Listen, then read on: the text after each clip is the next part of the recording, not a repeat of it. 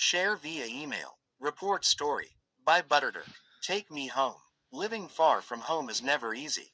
Not seeing your loving parents every day, not sleeping in your bed, and not eating delicious homemade food is always depressing.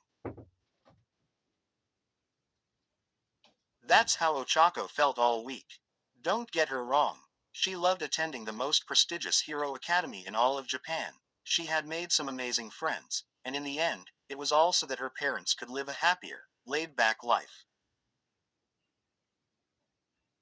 But still, she spent all week longing for home in her small apartment. As Friday came, she tried her best to pull herself together. She had to be 100% ready for whatever Ua could throw at her, but failed miserably. She felt as if all energy had been drained out of her, and admittedly, she felt too tired to even get through the day. She wondered what her parents could be doing back home.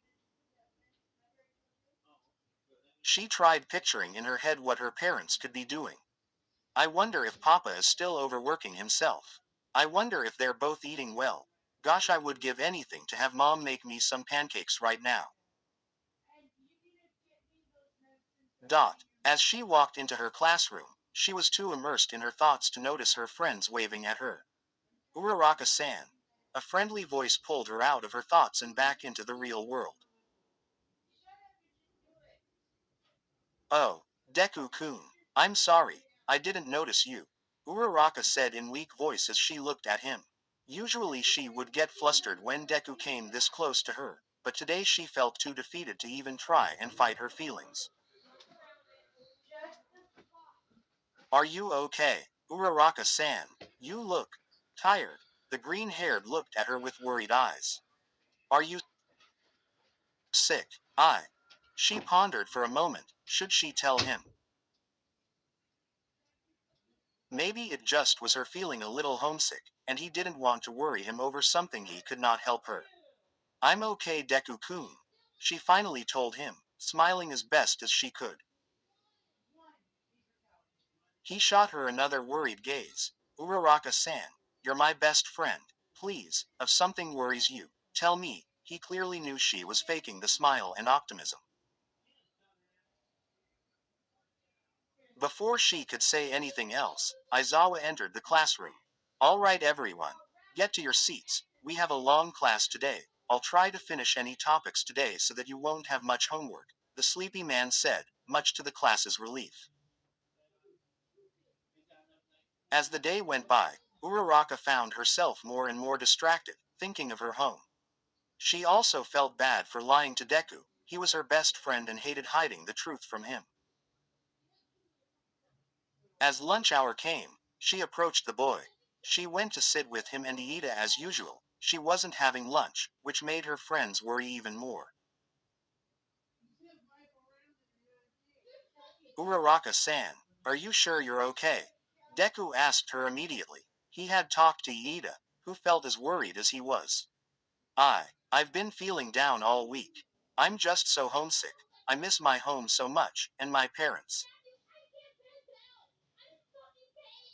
She felt herself tearing up a little. I have never been this far from home for so much time. It felt nice telling her friends. Iida put his hand on her shoulder. Uraraka-san, we understand that you feel this way. Is there anything we can do to help you? Deku smiled and reassured her. Just tell us, we want to be here for you. God, she loved her friends so much. Though after lunch her day had improved, she still felt strangely sad at the thought of walking back to her lonely apartment.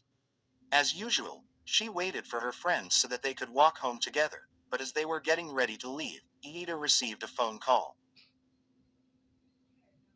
Midoriya, Uraraka, I have to apologize. My parents have instructed me to go to my brother at the hospital. They're going to surprise him today. He bowed his head a little.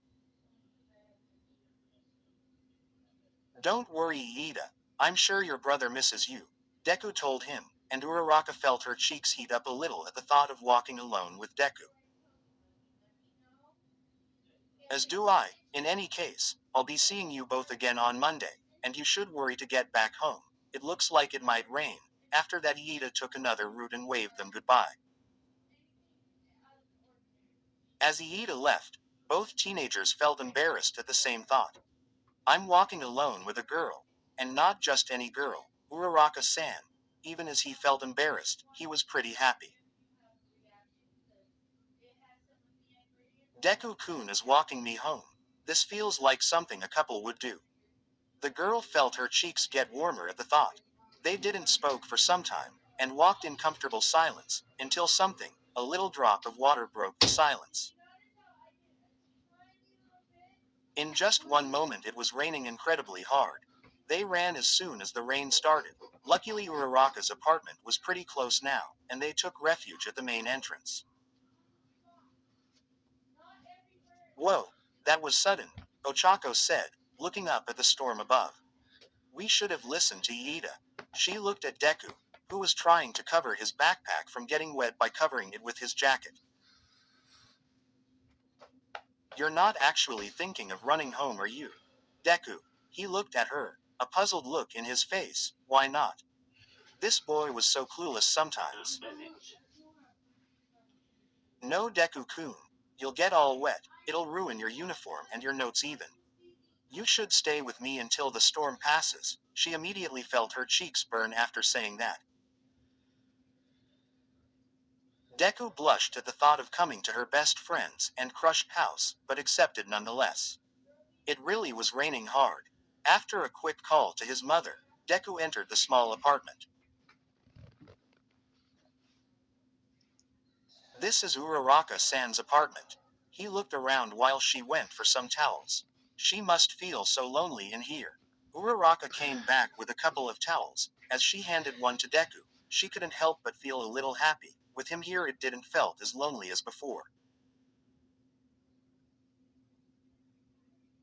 Would you like some tea? I'll make some green for me. She smiled at him. For some reason she felt at ease. Her feelings weren't bothering her anymore. I'd like that. As they waited for the tea, they chatted in the kitchen about school, about their friends, family and much more. Now that I think of it, you didn't have lunch, did you, Uraraka-san? Deku interrupted the chat. Oh, I had forgotten. But now that you say it, I do feel a little hungry. She put her hand over her stomach and felt it growl a little. Deku simply smiled at her. Let's go into the kitchen. I'll make you something good. She smiled as well. Thank you, Deku-kun. In the kitchen, Deku started to prepare some packages. These are my mom's recipe. You'll love them.